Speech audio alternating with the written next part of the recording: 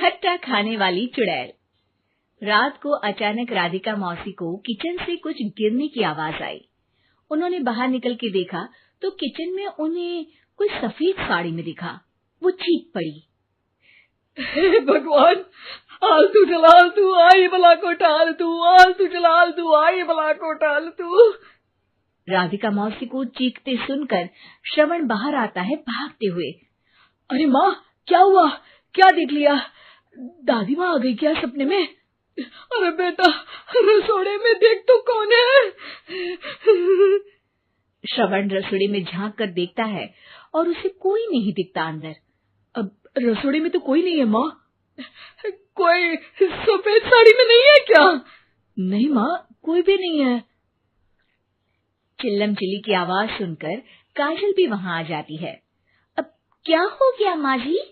अरे बेटा, रसोड़े में एक चुड़ैल थी सफेद साड़ी में। अरे क्या कर रही थी वो अंदर?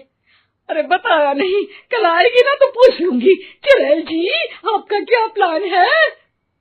माँ जी, रात बहुत हो गई है, आपने कोई बुरा सपना देखा होगा, चलिए सो जाइए। राधिका मौसी सोने तो चली जाती है, पर उनको रात भर नींद ही नहीं आती। वो कुछ भी उलझुल बातें सोचने लगती है। कहीं चुड़ैल की वजह से तो घर में टेंशन नहीं हो रहा, कहीं उसी की वजह से तो वो दादी नहीं बन पा रही। सुबह जब राधिका मौसी रसोड़े में छानबीन करती है तो पाती है कि नींबू का अचार गायब है। चुड़ैल नींबू का अचार ले गई? मुझे तो ठीक नहीं लग रहा कुछ। चुड़ैल को भी पता है कि जिंदगी का असली मजा तो खट्टे में ही है। राधिका मौसी झट से श्रवण को फोन कर देती है। बेटा, मुझे समस्या समझ में आ गई है, हमें एक तांत्रिक की जरूरत है। अरे क्या बोल रही हो माँ, तांत्रिक की क्या जरूरत है? आप पूजा पाठ तो कर ही रही हो ना।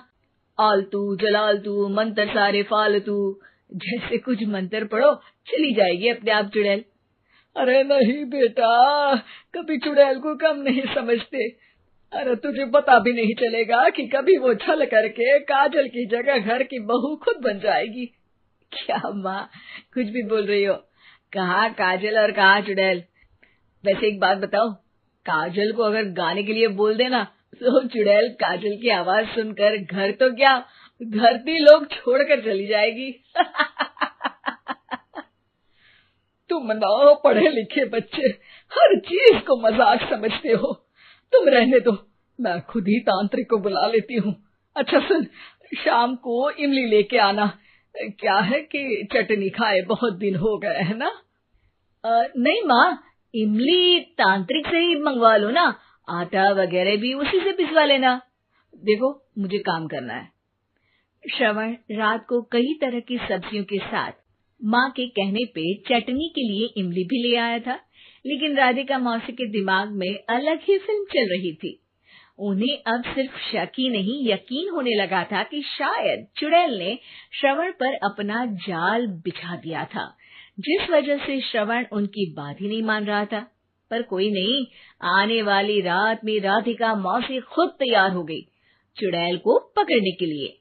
रुद्राक्ष की माला, तुलसी का पत्ता, हनुमान चालीसा सब हाथ के पास ही था, बस चुड़ैल का इंतजार था। और जैसा राधिका मौसी ने सोचा था वैसा ही हुआ। वो चुड़ैल उस रात भी आई, पर वो राधिका मौसी से तेज निकली और राधिका मौसी के उससे पकड़ने के पहले ही वो भाग खड़ी हुई। जरूर बहू पे साया है उस चुड़ैल का, तभी तो श्रवण के कमरे में गई है। और अगली सुबह राधिका मौसी पिछली रात हुए हमले में किन चीजों का नुकसान हुआ उसका हिसाब लगा रही थी। उनके खेमे से एक आम के अचार की शीशी भी गायब हो चुकी थी, और वो इमली भी जो कल श्रवण लेकर आया था। राधिका मौसी इस बारे में सोच ही रही थी कि श्रवण जल्दी से रसोड़े में आकर दवाइयों की पोटली ढूंढने लगता है।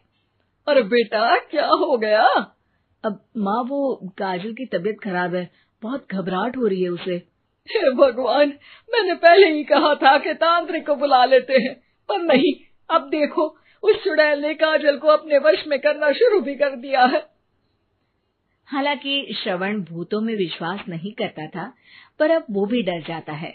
और राजी हो जाता है एक तांत्रिक को बुलाने के लिए।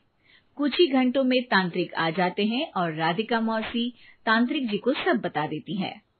घोर संकट, घनघोर संकट, चुड़ैल को मारू जोर चाकट, ओम भट स्वाहा खटखा के आहा। अरे ये क्या मंत्र है? मेरे खुद के ओरिजिनल मंत्र है, कल रात को ही लिखे हैं, अच्छे लगे तो दाद चाहूंगा। एक और मंत्र सुनो। अर्ज किया है आब्राकडाब्रा, दिल्ली बम्बई आगरा, चंदा मामा सोवरले सुरन मामू जारा। ये मंत्र है? अरे कोई 40 वालीसा पढ़ो ना।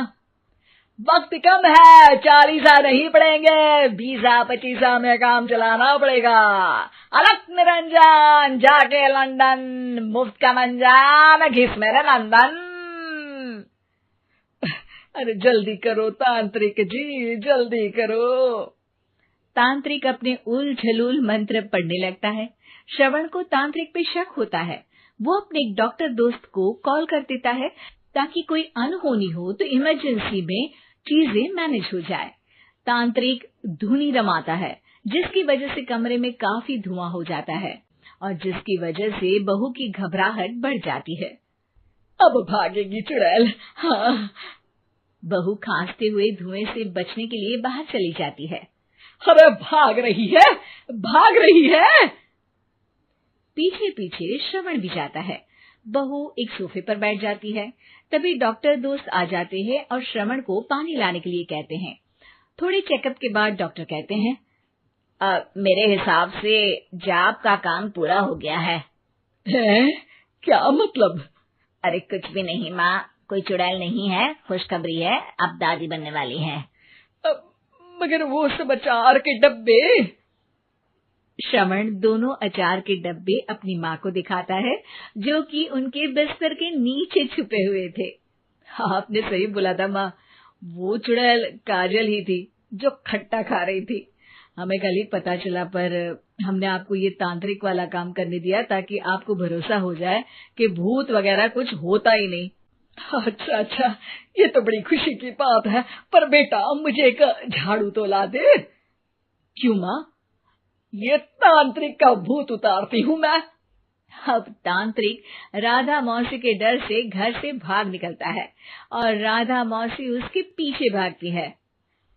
अरे संकट ये घनघोर है, तांत्रिक मुआ चोर है।